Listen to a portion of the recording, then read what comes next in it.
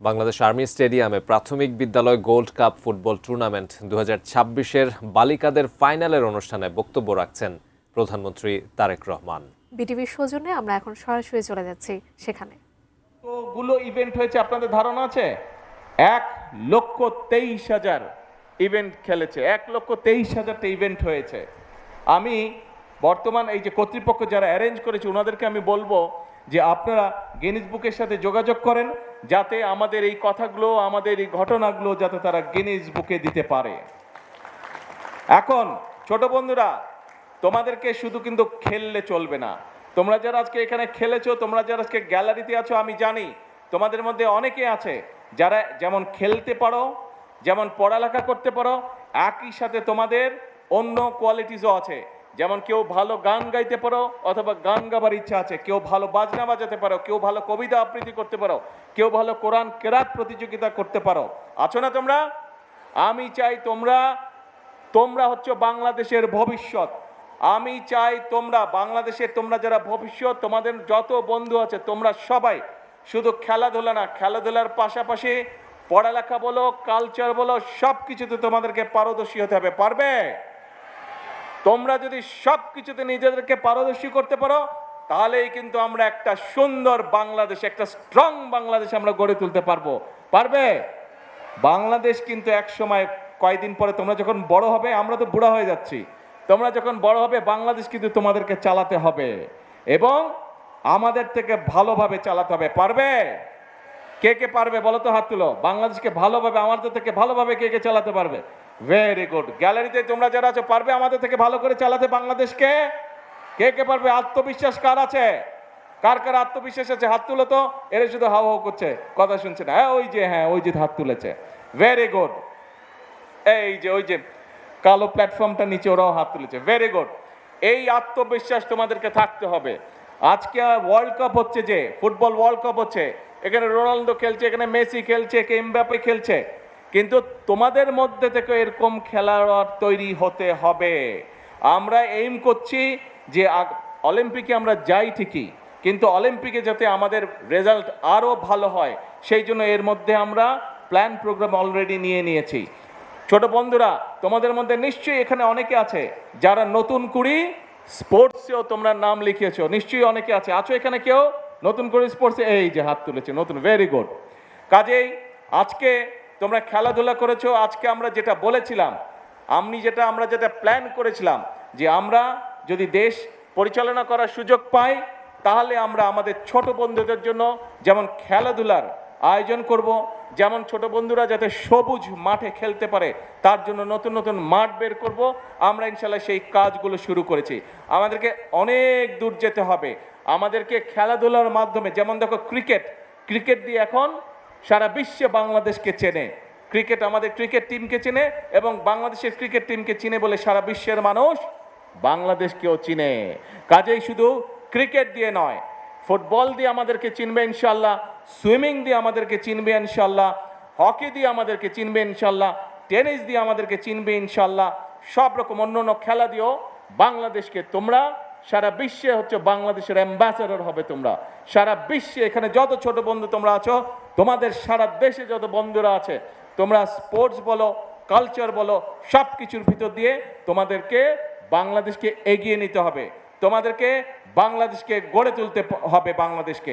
এবং একটাই প্রতিজ্ঞা করতে হবে, আমরা যারা আছি তোমাদের বড়, আমরা বাংলাদেশকে যতটুকু এগিয়ে নিয়ে গেছি, আমাদের থেকে ডাবল, ট্রিপল, কোয়াড্রাপল তোমাদেরকে এগিয়ে নিয়ে যেতে বাংলাদেশকে। পারবে না?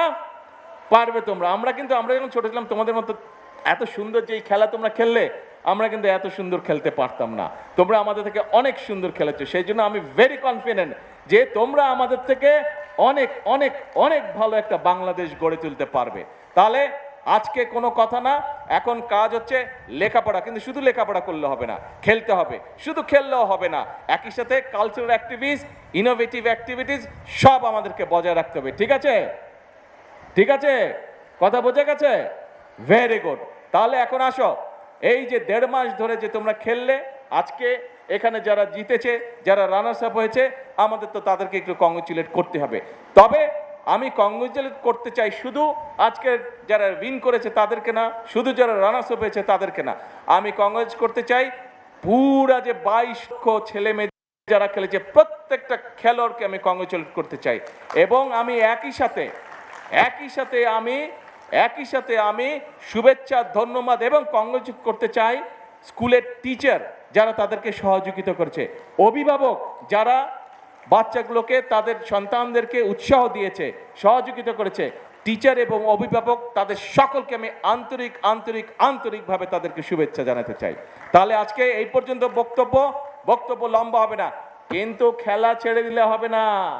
কালকে মাঠের থেকে আবার কালকে বিকালে কিন্তু মাঠে খেলতে হবে, ঠিক আছে তো? খেলা ছাড়লে কিন্তু চলবে না, খেলতে কিন্তু হবে, ফুটবল খেলতে হবে, সাঁতার কাটতে হবে, আরও যেগুলা খেলা আছে, যার যেটা খেলা ভালো লাগে সেইটা কিন্তু খেলতে হবে, ঠিক আছে?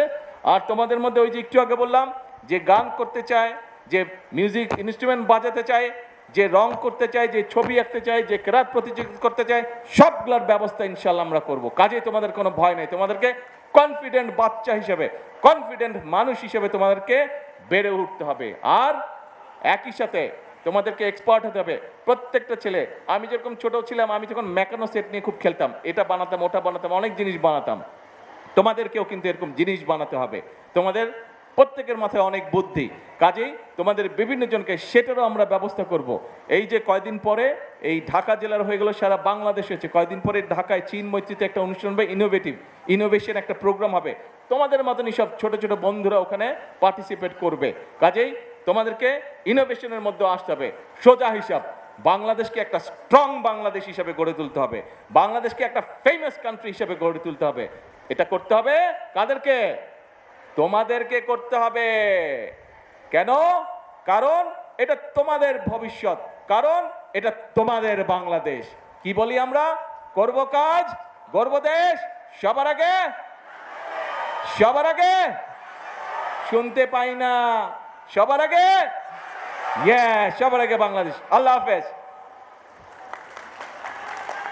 মাননীয় প্রধানমন্ত্রীকে তার দিক নির্দেশনামূলক এবং অনুপ্রেরণামূলক ভাষণ প্রদানের জন্য আন্তরিক ধন্যবাদ ও কৃতজ্ঞতা জানাচ্ছি। আমরা আন্তরিক ধন্যবাদ ও কৃতজ্ঞতা জানাচ্ছি মাননীয় প্রধানমন্ত্রী আপনাকে। প্রাথমিক বিদ্যালয় গোল্ড কাপ ফুটবল টুর্নামেন্ট 2026-এর ফাইনাল খেলা উপভোগ এবং আমাদের মাঝে সময় দেওয়ার জন্য। মাননীয় প্রধানমন্ত্রী, আপনার এই উপস্থিতি কোমলমতি ছাত্রছাত্রীদের এবং অংশগ্রহণকারী খেলোয়াড়দের দারুণভাবে অনুপ্রাণিত করেছে। এটি তাদের স্মৃতির মানসপটে সারা জীবন উজ্জ্বল হয়ে থাকবে। আমরা চলে যাচ্ছি পুরস্কার বিতরণী পর্বে। প্রথমেই মঞ্চে পুরস্কার গ্রহণের জন্য আসবে রানার্স আপ দল বালিকা দল, যারা আচারগাঁও সরকারি প্রাথমিক বিদ্যালয় নান্দাইল ময়মনসিংহের বন্ধুরা। 17 জন খেলোয়াড় এবং 2 জন কর্মকর্তা সহ মঞ্চে আসছেন আচারগাঁও সরকারি প্রাথমিক বিদ্যালয় রানার্স আপ দলের বন্ধুরা। গ্রহণ করবেন মাননীয় প্রধানমন্ত্রীর কাছ থেকে মেডেল এবং নগদ অর্থ।